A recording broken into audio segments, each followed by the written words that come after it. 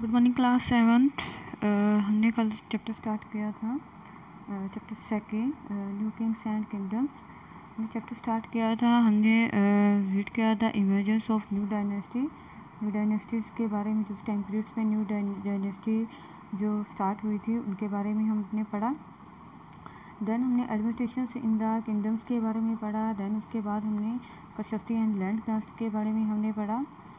और आज हम पढ़ेंगे, हमारा चैप्टर से फर्स्ट का टॉपिक है agriculture and irrigations. Agriculture and irrigations के बारे में हम पढ़ेंगे कि कैसे चोल साम्राज्य के में जो रूलर्स हुए हैं उन्होंने अपने टाइम पीरियड्स में कैसे एग्रीकल्चर और इरिगेशंस को में उन्होंने काफ़ी अचीवमेंट्स उन्होंने कैसे अचीव की, इसके बारे में हम डिस्कस करेंगे।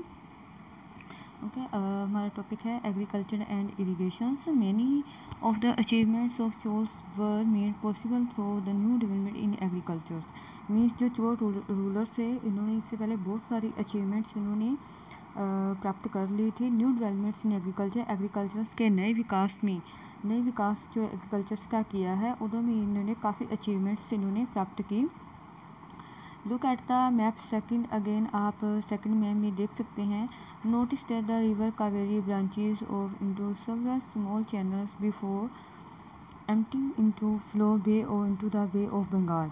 मीन्स कि मैप सेकंड में देख सकते हो कि कैसे कावेरी नदी है जो वो ब्रांचेस में कैसे वो स्मॉल चैनल से होते हुए बे ऑफ बंगाल में जाती हैं।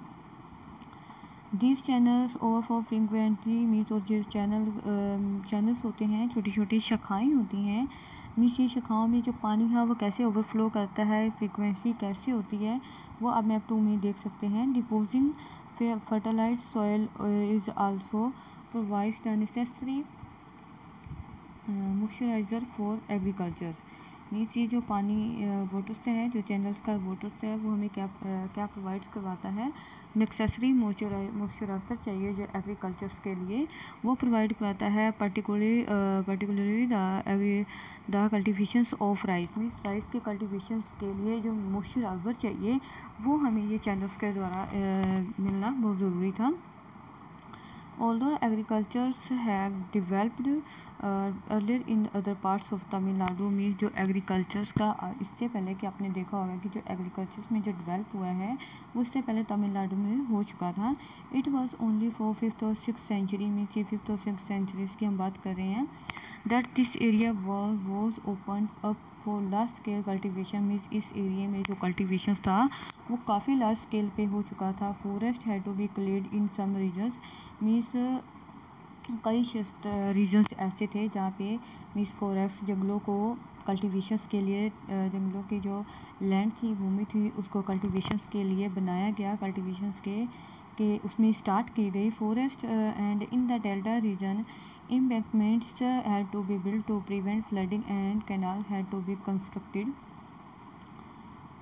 carry water to fields in many areas to crops were grown in। Means कि ऐसे स्टेज में इन द डेल्टा रीजन्स में आपने देखा होगा जो किनारे बनाने स्टार्ट किए गए, means build to prevent flooding, means flood को रोकने के लिए canal had to be constructed, means नहरों का निर्माण इन्होंने स्टार्ट किया। Carry water to the field, means water को कैसे खेतों में लेके जाना इन्होंने स्टार्ट किया। मीन्स इस तरह की जो अचीवमेंट्स थी वो चोल साम्राज्य में प्राप्त हुई।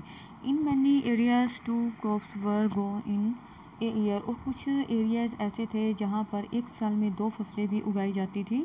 In many cases it was necessary to water crops artificial, और कई केसेस में ऐसा भी था कि हमें क्रॉप्स के लिए आर्टिफिशियल्स मीन्स पानी की भी बहुत ज़रूरत थी। मीन्स वो मीन्स बारिश के पानी पे डिपेंड नहीं थे, मीन्स इसलिए उन्हें अदर्स पानी की भी ज़रूरत थी, इसलिए उन्होंने नहरों का निर्माण स्टार्ट करवाया। और पानी को उन्होंने पानी को स्टोर कैसे करना है ये सब उन्होंने अपने जो तरीके हैं वो ढूंढे और पानी को स्टोर करना उन्होंने स्टार्ट किया। और उस पानी को उन्होंने कैसे कल्टीवेशन में उन्होंने यूज़ किया वो नेक्स्ट हम पढ़ेंगे। ए variety of method were use for irrigation, उन्होंने सिंचाई के लिए बहुत सारे मेथड्स उन्होंने स्टार्ट किए। In some areas well were dugs, means उन्होंने कुछ एरियाज में कुएँ खुदवाए।